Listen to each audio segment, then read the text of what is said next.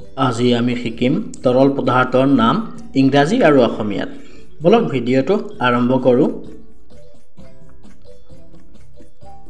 ফলৰ ৰস। ফলৰ ৰসক আমি ইংৰাজীত কওঁ ফ্ৰুইট জুইচ। ফ্ৰুইট জুইচ মানে ফলৰ ৰস। মৌ। মৌক আমি ইংৰাজীত কওঁ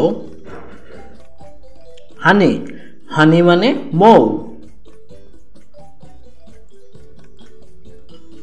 নাৰিকলৰ পানী। নাৰিকলৰ পানীক আমি ইংৰাজীত কওঁ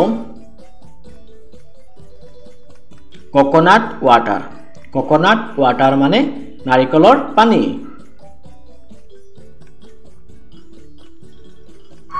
নেমুৰ ৰস। নেমুৰ ৰসক আমি ইংৰাজীত কওঁ লেমন জুইচ।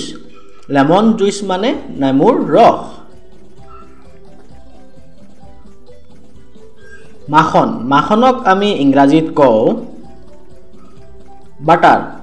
বাটাৰ মানে মাখন। চাহ। চাহক আমি ইংৰাজীত কওঁ টি। টি মানে চাহ। পানী। পানীক আমি ইংৰাজীত কওঁ ৱাটাৰ।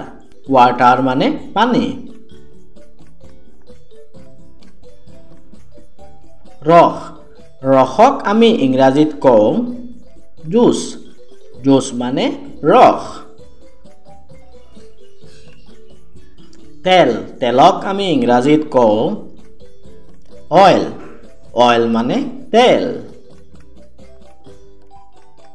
দৈ। দৈক আমি ইংৰাজীত কওঁ কাৰ্ড। কাৰ্ড মানে দৈ। গাখীৰ। গাখীৰক আমি ইংৰাজীত কওঁ মিল্ক। মিল্ক মানে গাখীৰ।